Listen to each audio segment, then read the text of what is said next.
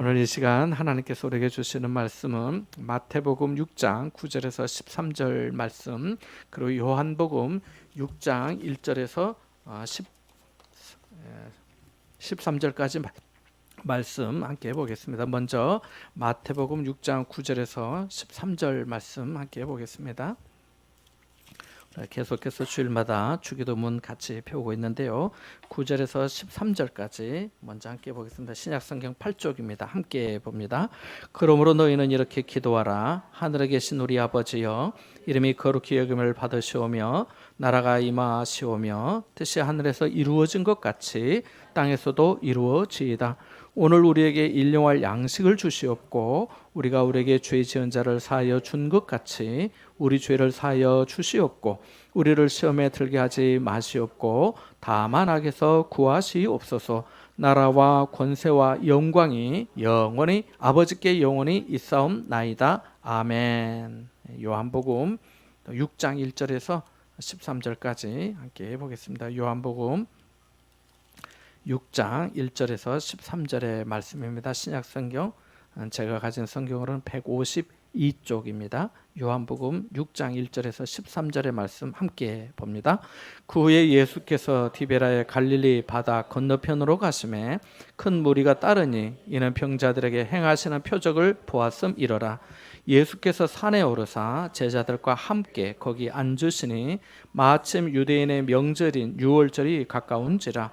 예수께서 눈을 들어 큰 무리가 자기에게로 오는 것을 보시고 빌립에게 이르시되 우리가 어디서 떡을 사서 이 사람들을 먹이겠느냐 하시니 이렇게 말씀하시면 친히 어떻게 하실지를 아시고 빌립을 시험하고자 하심이라. 빌립이 대답하되 각 사람으로 조금씩 받게 할지라도 200데나리온의 떡이 부족하리이다. 제자 중 하나 곧 시몬 베드로의 형제 안드레가 예수께 여짜오되 여기 한 아이가 있어 보리떡 5개와 물고기 2마리를 가지고 있나이다. 그러나 그것이 이 많은 사람에게 얼마나 되겠사옵나이까. 예수께서 이르시되 이 사람들로 앉게 하라 하시니 그곳에 잔디가 많은지라. 사람들이 앉으니 수가 5,000명쯤 되더라. 예수께서 떡을 가져 축사하신 후에 앉아 있는 자들에게 나눠주시고 물고기도 그렇게 그들의 원대로 주시니라.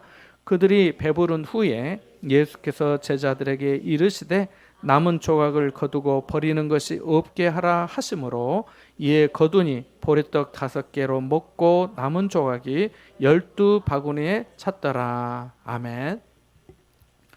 인생에 꼭 필요한 3가지를 의식주라고 합니다. 입고 또 먹고 거처하는 집이 있어야 한다는 거지요. 그런데 이 3가지 중에 가장 중요한 한 가지를 들라고 하면은 뭐를 들 수 있을까요? 사람마다 다 다를 수 있겠지만 먹는 거 아닐까 싶습니다. 옷은 많지 않아도 살 수 있고 집도 있어야 하겠지만 없다 해도 살 수 있습니다. 노숙자들이 그렇게 살잖아요. 그런데 먹지 못하면 살 수 없습니다. 우리 속담에도 사흘 굶으면 담을 넘는다는 말이 있는 것처럼 먹는 문제는 지금도 인류의 중요한 문제 중에 하나입니다. 한 자료에 따르면 전 세계 70억 명 중에 약 10억 명이 10억 명 넘는 사람들이 굶주림에 따른 영양실조로 고통을 받고 있다고도 합니다. 엄청난 수죠.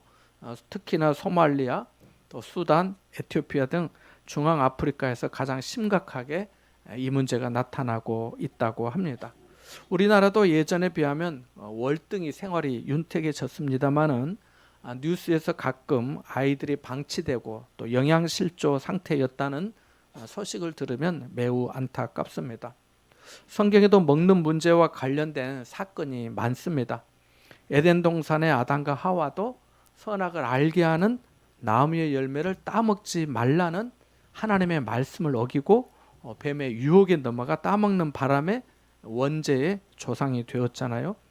이스라엘 백성들이 이집트 애굽에서 나온 후 광야 생활하면서 불평과 원망을 많이 했는데 그 이유 중에 하나가 먹는 문제 때문이었습니다. 물이 없다고 불평했고 또 왜 고기가 없냐면서 하나님과 모세를 대항해 원망했습니다.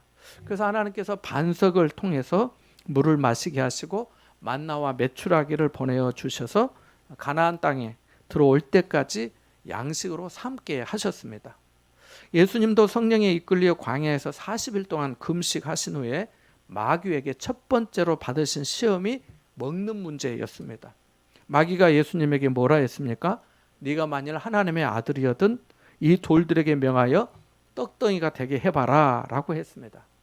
굶주림의 고통을 아시는 분은 금식한 후에 예수님이 받으신 시험의 무게가 얼마나 클지 아실 겁니다.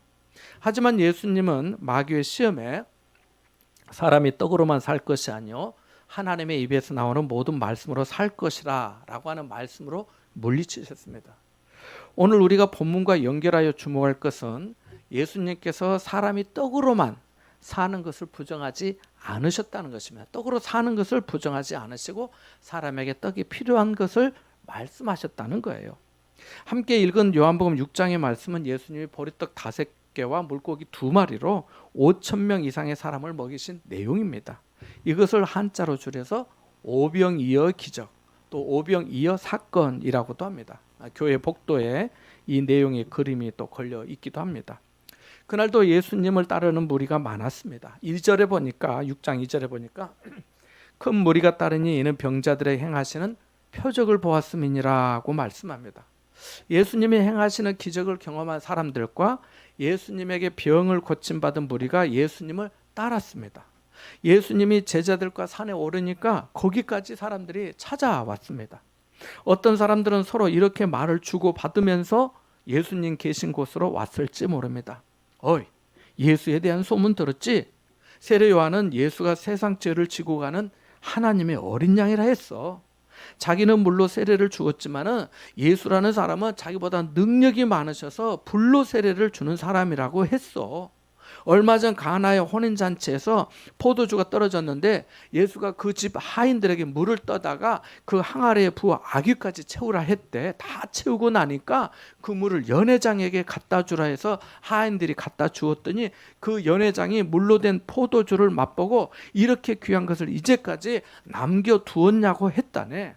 예수는 정말 우리가 기다리던 메시아인지 몰라. 예수처럼 즐겁고 권위 있게 하나님의 말씀을 가르치는 사람을 나는 여지껏 만나보지 못했다네. 며칠 전 내가 잘 아는 사람은 예수를 찾아가 병을 고침받았다네. 바로 저기 저 사람이 바로 그 사람이네 라고 하면서 즐겁고 바쁜 걸음으로 예수님이 계신 곳으로 왔을지도 모릅니다. 오병이어 기적 사건에서 우리는 중요한 몇 가지 교훈을 얻을 수가 있는데요. 첫째로 예수님은 자기를 찾아온 무리에 대해서 관대한 은혜를 베푸신다는 것입니다. 본문 2절에는 무리의 따름에 대해서 예수님이 병자들을 고쳐주신 그 표적을 보았기 때문이라고 말씀합니다. 이 말을 뒤집으면 그러한 기적이 없었다면 무리가 예수님을 따르지 않았을 거라고 생각해 볼 수 있습니다. 더 나아가 예수님에 대한 이러한 기대가 없거나 또 예수님에게서 실망스러운 모습을 보게 된다면 무리는 바로 등을 보일 수 있다는 거지요. 그럼에도 불구하고 예수님은 제자 빌립에게 우리가 어디서 떡을 사서 이 사람들을 먹이겠느냐라고 말씀하십니다. 예수님은 자기에게 오는 무리를 많은 사람들을 먹이시려 한 의지를 분명히 밝히셨던 것이죠. 생각하고 계신 겁니다. 간과하지 말아야 할 것은 요한복음 2장 25절의 말씀처럼 예수님은 이 무리의 마음, 이 사람들의 마음과 속내를 다 알고 계셨습니다. 이 무리가 나중에 돌변하여서 자신을 떠날 것이고 그 중에 어떤 사람들은 자신을 향해서 십자가에 못 박으라고 바라바는 놔주고 예수는 십자가에 못 박으라고 외치는 사람이 될 것도 이미 다 아셨습니다. 그럼에도 불구하고 예수님은 그들에게 연민을 가지셨던 것입니다. 부모는 자식을 알지요. 내 자식이 어떤 부분에서 연약한지 잘 알지요. 그럼에도 불구하고 때로 기다리고 때로는 속아주고 그래도 끝까지 믿어줍니다. 왜요? 사랑하기 때문입니다. 내 자식이 때문이지요. 우리를 향하신 하나님 아버지도 그러십니다. 그래서 다 알면서도 기다려주고, 다 알면서도 또 용서의 자비를 베푸시고, 다 알면서도 어루만져 우리를 위로하시고, 다 알면서도 우리가 돌이켜 기도할 때마다 처음 들으신 것처럼 사랑하여 기도에 응답해 주십니다. 얼마 전 어떤 사람이 제게 그 카톡으로 송경민 목사님의 은혜라고 하는 찬양을 보냈습니다. 그러면서 문자에 이렇게 썼어요. 목사님, 제가 요즘 푹 빠져 듣고 있는, 또 그래서 부르고 있는 찬양입니다. 은혜가 되어서 보냅니다 라고 말합니다. 저도 이미 알고 있는 찬양이었지만 다시 듣고 저도 또 따라 불러보았습니다. 내가 누려왔던 모든 것들이, 내가 지내왔던 모든 시간이, 내가 걸어왔던 모든 순간이 당연한 것 아니라 은혜였어. 아침 해가 뜨고 저녁에 노을, 봄의 꽃향기와 가을의 열매, 변하는 계절의 모든 순간이 당연한 것 아니라 은혜였어. 모든 것이 은혜, 은혜, 은혜, 한없는 은혜라고 하는 가사 아닙니까? 여러분, 우리가 이 자리에 있는 것, 지금까지 걸어왔던 모든 순간이 당연한 것이 아니라 모든 것이, 모든 순간이 하나님의 은혜인 줄 믿습니다. 비록 내게 오늘 성경에 나오는 무리와 같은 모습이 있었다 해도 여전히 관대한 은혜를 베풀어 주시는 그 은혜로 말미암아 우리가 오늘 함께 있는 줄 믿습니다. 둘째로, 주님이 때로 우리에게 황당한 요구를 하실 때 거기에 담긴 은혜를 볼 수 있는 눈이, 안목이 있어야겠습니다. 예수님은 빌립에게 우리가 어디서 떡을 사서 이 사람들을 먹이겠느냐고 말씀하셨습니다. 무리를 먹여야겠는데 이 문제를 어떻게 해결하면 좋겠느냐는 거죠. 빌립의 입장에서 이 말씀은 매우 난감한 말씀이었습니다. 그 많은 사람을 먹이기 위해 준비된 돈도 없을 뿐더러 설령 돈이 있다 해도 배달의 민족도 없는 때에 예약도 없이 빵을 구할 수는 없었기 때문입니다. 그렇기 때문에 성경은 이렇게 말씀합니다. 같이 6절의 말씀을 읽어보겠습니다. 6절 말씀 같이 봅니다. 밑줄을 그어놓으세요. 중요한 말씀입니다. 같이 봅니다. 시작. 이렇게 말씀하시면 친히 어떻게 하실지를 아시고 빌립을 시험하고자 하심이라. 아멘. 우리도 때로 신앙생활하면서 이와 비슷한 일에 직면할 수 있습니다. 내 생각으로는 도저히 답이 나오지 않는데 방법을 찾아보라 하실 때 말입니다. 그래서 머리가 좋은 빌립도 예수님에게 이렇게 대답했지요. 어쩌면 우리도 빌립처럼 대답했을 겁니다. 이 대답이 합리적인 사람의 반응이기 때문입니다. 같이 7절의 말씀도 읽어볼까요? 같이 봅니다. 시작. 빌립이 대답하되 각 사람으로 조금씩 받게 할지라도 200데나리온의 떡이 부족하리이다. 아멘. 빌립은 계산이 빠른 사람으로 보입니다. 그도 눈이 있는 사람이라 모인 사람이 수천 명이 넘어 보였습니다. 당시 한 데나리온은 장정 하루에 품삯이었는데요. 200데나리온이라고 하니까 장정이 200일 동안 일해서 벌어야 할 금액입니다. 상당히 많은 액수이지요. 그런데 빌립이 각 사람으로 조금씩 받게 할지라고 했으니까 이 액수로도 모자란다는 거지요. 빌립의 말은 200데나리온이 있다 해도 어디서 갑자기 살 수 있겠습니까? 예수님, 말도 안 되시는 이야기를 하십니까? 이런 말씀을 제기하시니 제가 황당합니다. 이 말씀을 거두어 주십시오. 예수님의 마음은 알겠지만 어쩌겠습니까? 사람들을 그냥 돌려보내시지요 라고 하는 말 아니겠습니까? 사실 이처럼 다소 황당하게 들리는 말씀은 빌립에게만 주어진 것이 아닙니다. 아브라함은 하나님에게 100세에 얻은 사랑하는 독자를 번제로 바치라는 말씀을 들었고, 사르밧 과부는 엘리야 선지자에게 그 마지막 남은 그 지극히 소량의 가루와 기름으로 떡을 해서 이제 그거 해서 먹고 생을 좀 정리할까 하는 바로 그런 때였는데, 그런 마음이었는데 그것을 해서 바치라고 하는 말을 들었고, 나만 장군은 엘리사에게 요단강에 들어가서 몸을 7번 씻으면 나병이, 이 문둥병이 나을 거라는 말씀을 들었고, 앞도 보지 못한 한 소경은 예수님에게 침으로 이겨 진흙을 바른 채 이 실로암 못에 가서 씻으라고 하는 그런 명령을 받기도 했습니다. 자, 이렇게만 떼어보면 말도 안 되는 황당한 말씀을 하신 것처럼 보입니다. 하지만 우리는 이 사건이 어떻게 전개되었는지 잘 알고 있지요. 아브라함은 아들 이삭을 바치지 않았고요. 하나님에 대한 사랑, 자신의 그 사랑을 확증받았고요. 사르밧 과부는 그 일로 통에 가루가 떨어지지 아니하고 병에 기름이 없어지지 아니하는 큰 복을 받았고요. 나만 장군은 나병이 치유되었고요. 실로암 모세가 씻은 소경도 눈을 뜨게 되었습니다. 성경에 기록되진 않았지만 문맥상 빌립은 예수님의 말씀이 시험이 되었을 것입니다. 그래서 자신의 계산과 의견을 말한 겁니다. 만일 제가 빌립이었다면 저는 빌립보다 더 못한 말을 했을 것 같습니다. 하지만 우리는 성경을 보면서 시험이 되는 부분만 주목해 보면 안 됩니다. 그 말로 불평과 원망에 사로잡히면 안 된다는 겁니다. 그러면 정말 시험에 들 수가 있어요. 우리는 예수님이 왜 이 말씀을 하셨을까? 내게 이 사건을 이 사건을 통해서 깨우쳐 주시고자 하시는 것이 무엇일까를 고찰해 볼 수가 있어야 합니다. 본문에 어떻게 말씀하였습니까? 6절에 이렇게 말씀하시면 친히 어떻게 하실지를 아시고 빌립을 시험하고자 하심이라고 말씀합니다. 여기 시험하고자 라고 하는 말의 원문의 의미는 좋은 의미에서의 시험으로 빌립의 신앙을 강화시키기 위해 그렇게 하셨다는 뜻입니다. 예수님께서 이미 이 문제를 어떻게 해결할지 준비하고 계획하셨다는 겁니다. 사람에게 안 보이고 안 들린다고 해서 하나님께도 방법이 없다고 생각하면 안 됩니다. 주님은 우리가 생각지도 못한 일을 준비하시고 그 현장으로 인도하시곤 하니까요. 그래서 우리는 주님이 말씀하실 때 거기에 주님의 목적이 있음을 믿어야 합니다. 그것이 나를 더욱 새롭게 하는 믿음이기 때문입니다.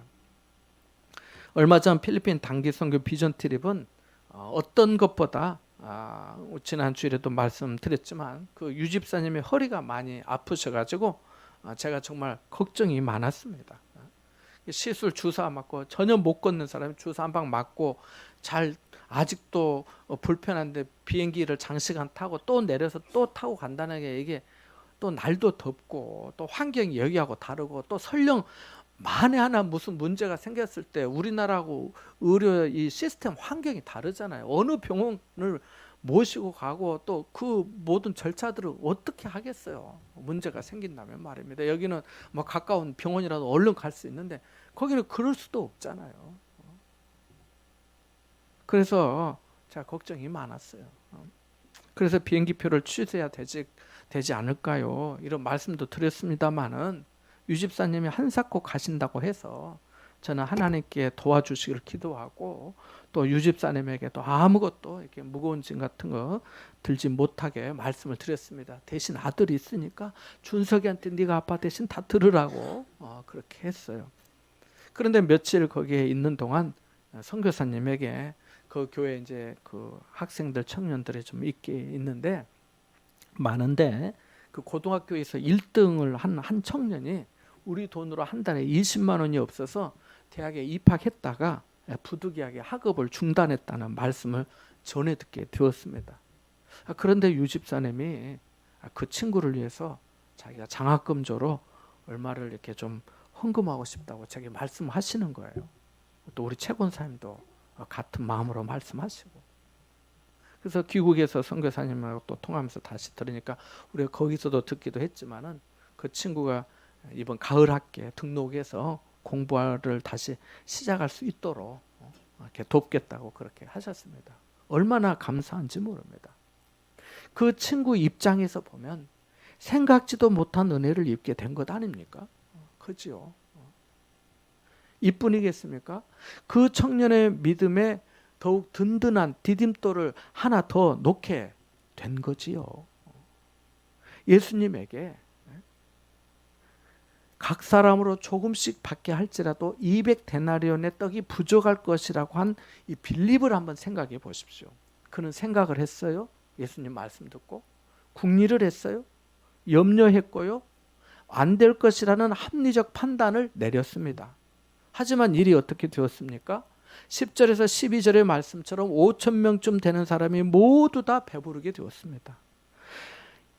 여러분이 만일 빌립이었다면 이 사건을 통해 무엇을 깨달을 수 있을까요? 각자 느낌이 다르겠지요. 하지만 한 가지 분명한 것은 이 일을 주도하신 분이 예수님이셨다는 겁니다. 빌립은 자신이 계산한 그 200데나리온도 1데나리온도 드리지 않고 무리가 배부른 모습을 보았습니다. 그들의 밝은 얼굴을 보았어요. 그것을 차마 잊을 수 있겠습니까? 우리도 그렇습니다. 주님의 말씀이 내 생각과 다를 때 거기에 담긴 은혜를 볼 수 있는 눈이 있어야겠습니다. 셋째로, 희생이 기적의 씨앗이 됩니다. 일용할 양식은 우리의 실제적인 문제입니다. 그래서 예수님도 빌립에게 우리가 어디서 떡을 사서 이 사람들을 먹이겠느냐고 하신 겁니다. 우리도 때로 어디서 양식을 구할지, 어디서 직장을 구할지, 어디 가야 내가 생활할 수 있을지를 찾을 때가 많습니다. 빌립은 이 문제를 과학적 사고를 가동해 최소 200데나리온은 있어야 된다고, 돈이 있어야 한다고 했습니다. 예수님과 빌립의 대화 후에 제자들도 나름 방도를 찾았던 것 같습니다. 그러다가 안드레가 한 아이가 가져온 도시락을 발견합니다.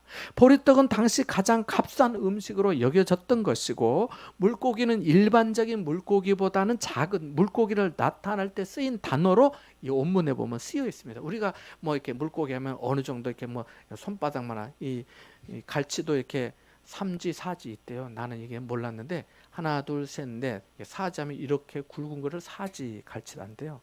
3지는 이렇게 이 정도 가는 거죠. 폭이 가는 거죠. 이렇게 하면 4지. 뭐 5지 되면 엄청 크겠죠. 기장 와서 배웠어요, 저도. 갈치를 그렇게 한다 하더라고요. 그런 것처럼 우리가 쓰는 어떤 단위들이 있는데 그보다는 적은 거예요. 오늘 본문에 쓰인 이 물고기라는 단어 말입니다. 자, 어떻게 생각하면 그걸 누구 입에 붙일 수 있겠습니까? 하지만 안드레는 어디서 떡을 사서 먹이겠느냐는 예수님의 말씀에 여기라는 말로 대답합니다. 같이 9절의 말씀을 읽어볼까요? 같이 봅니다. 시작. 여기 한 아이가 있어 보리떡 5개와 물고기 2마리를 가지고 있나이다. 그러나 그것이 이 많은 사람에게 얼마나 되겠사옵나이까. 아멘. 안드레도 알았습니다. 그것이 지극히 적다는 것을요. 그러나 그는 빌립과 다른 면이 있었습니다. 빌립은 돈으로 그 문제를 계산했지만 안드레는 그것이 지극히 적은 줄 알았지만 어쩌면 예수님에게는 방법이 있을지 모른다는 믿음이 있었던 것입니다. 그러니까 그것을 예수님께 가져온 거죠. 또 한 아이의 희생을 우리가 주목해야 합니다. 성경은 이 아이의 이름을 밝히지 않고 있습니다. 어느 집안의 아이인지도 모릅니다. 다만 그 아이가 자신의 도시락을 주님 앞에 드리기 원했다는 것입니다. 이건 순전히 내 생각인데요. 어쩌면 그 아이는 자기 도시락을 예수님이 배고프실 거라 생각해서 예수님 드시도록 드렸는지도 모릅니다. 이처럼 하나님의 일은 희생을 통해 열매를 맺습니다. 아이의 희생의 드림이 있었기에 그 많은 사람이 그러한 기적을 경험할 수 있었습니다. 안드레의 믿음이 그 희생과 결합이 되어서 놀라운 열매를 맺게 된 것이지요. 하나님의 일은 어떻게 이루어질지 정말 알 수 없습니다. 생각지도 못한 사람을 통해 되기도 하고 전혀 될 수 없는 환경에서도 일이 되곤 하니까요. 그래서 이사야 선지자는 이사야서 43장 20절에 장차 들짐승 곧 승냥이와 타조도 나를 존경할 것은 내가 광야의 물을 사망의 강들을 내어 내 백성 내가 택한 자에게 마시게 할 것임이라고 한 것입니다.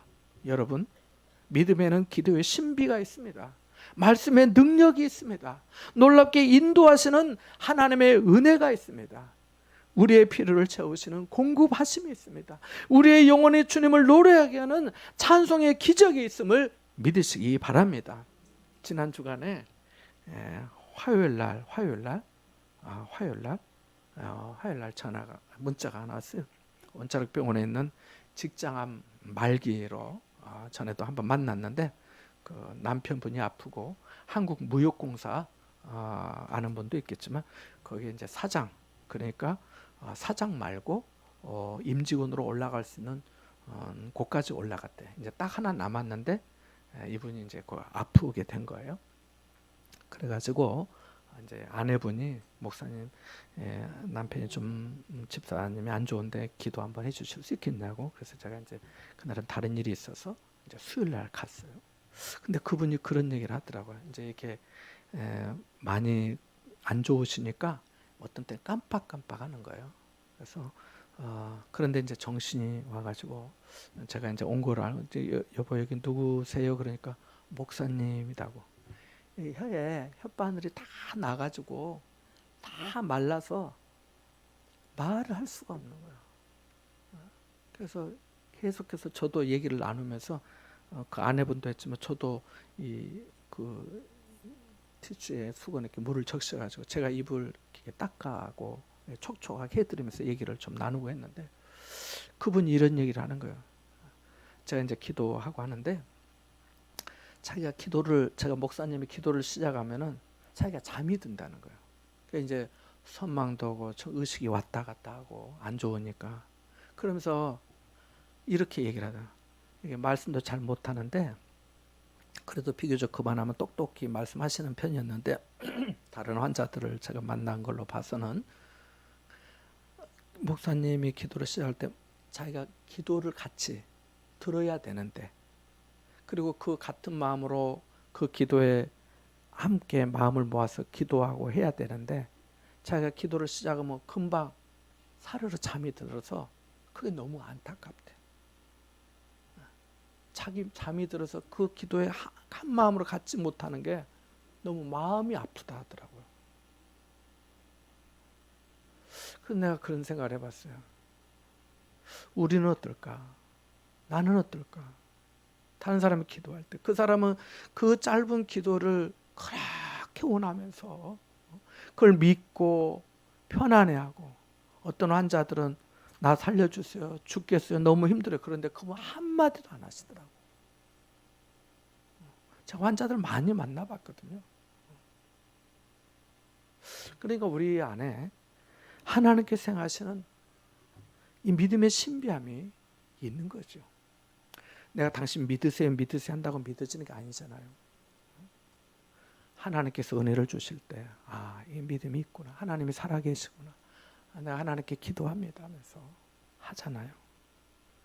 그래서 우리 영혼이 주님을 노래하게 하시는 찬송, 찬양의 기적과 은혜가 있음을 믿습니다.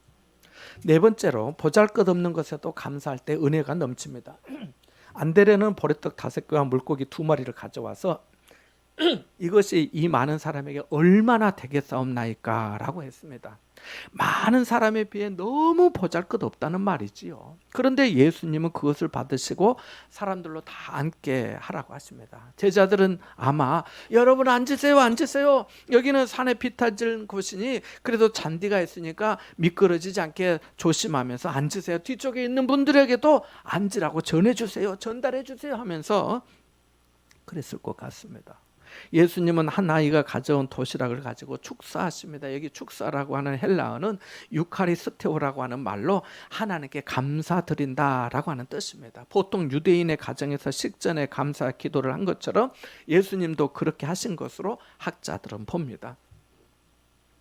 여러분이 만일 그 현장에 있었다면 어떠했을까요? 겨우 보리떡 5개와 물고기 2마리를 가지고 감사 기도를 드리는 예수님의 모습이 어떻게 느껴졌을까요? 어쩌면 코미디처럼 웃음이 나왔을지도 모릅니다. 감사하면요 한없이 감사할 수 있고 불평하면 한없이 불평하게 됩니다. 우리는 5,000명 이상의 사람들이 배불리 먹게 된 이 사건에서 예수님의 감사의 기도가 있었음을 놓쳐서는 아니되겠습니다. 성경은 항상 은혜로운 하나님을 말씀합니다. 또한 어떤 사람이 감사의 삶을 살았는지를 보여줍니다. 사도들은 성도들에게 범사에 감사하라고 하였습니다. 억지 감사를 하기 위한 것이 아니라 일상에 담긴 그 하나님의 은혜와 인도하심을 깨닫도록 하기 위해 그렇게 말씀한 겁니다. 하루를 살더라도 감격스러운 주님의 은혜를 알고 살라는 거지요. 그래서 에베소서 5장 20절에 보면 범사에 우리 주 예수 그리스도의 이름으로 항상 아버지 하나님께 감사하라고 하였고, 골로새서 3장 17절에도 또 무엇을 하든지 말에나 일에나 다 주 예수의 이름으로 하고 그를 힘입어 하나님 아버지께 감사하라고 한 것입니다. 우리는 주일마다 예수님이 제자들에게 가르쳐 주신 주기도, 주의 기도에 대해 배우고 있습니다. 오늘 우리에게 일용할 양식을 주시고라고 하는 대목과 함께 요한복음 6장의 오병이어의 사건을 함께 생각해 봤는데요. 예수님은 자기 백성의 필요를 아십니다. 단순히 먹는 양식만이 아니라 옷과 처소도 필요한지 잘 아십니다. 그래서 오늘 우리에게 일용할 양식을 주소서라고 기도하라고 가르쳐 주신 것입니다. 우리가 이 기도를 진심으로 아버지 하나님께 드린다면 이 기도를 드릴 때마다 우리는 오늘 내가 생활하는 모든 것이 주님의 은혜입니다. 주님께서 생활에 필요한 것을 주심으로 내가 이렇게 살고 있습니다. 하나님 아버지, 내 삶에 필요한 일용할 양식을 주시니 감사합니다 라는 고백을 하는 것이기도 하는 겁니다. 여러분, 불평하는 사람이 행복할까요? 감사하는 사람이 행복할까요? 운으로 생각하며 사는 사람이 삶이 복될까요? 아니면 하나님 아버지께 기도하며 사는 삶이 복될까요? 고아의 아버지로 불리며 5만 번의 기도 응답을 받았다고 한 조지 뮬러의 이야기를 잘 아실 겁니다. 어느 추운 겨울날에 그 고아원의 보일러가 고장이 났습니다.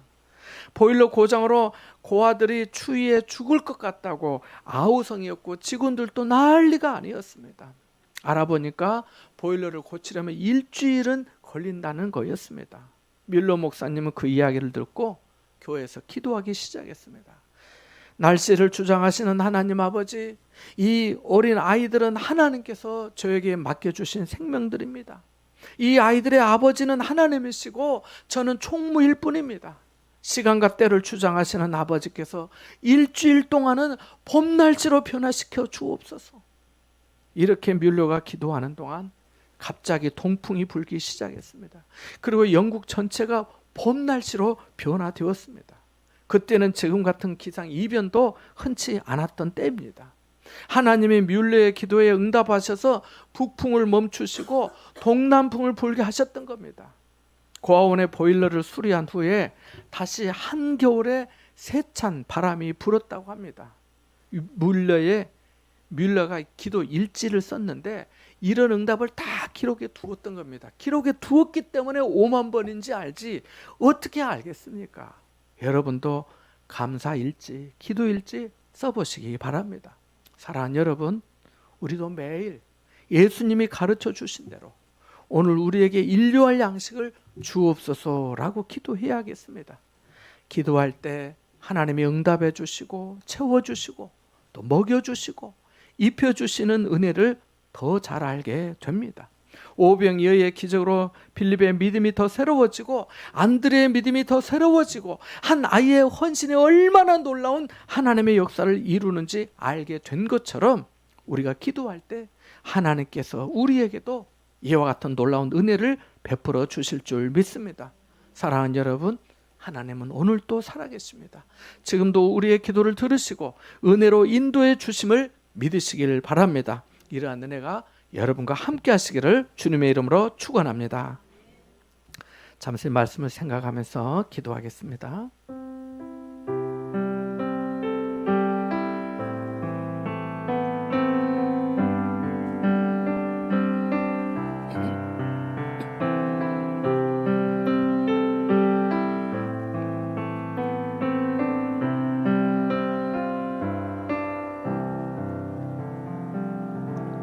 하나님 아버지, 오늘도 우리에게 일용할 양식을 주심에 감사합니다. 저희가 항상 주 예수의 이름으로 아버지 하나님께 감사하는 삶이 되게 하여 주옵소서. 우리의 필요를 아시는 주님께 기도하고 응답받는 은혜로운 신앙생활 되게 하여 주옵소서. 보잘것없는 것에도 겸손히 감사하는 마음을 주시고 우리에게 주신 은혜를 주님께 드림으로 더욱 큰 열매를 맺는 삶이 되게 하여 주옵소서. 예수님의 이름으로 기도함나이다. 아멘.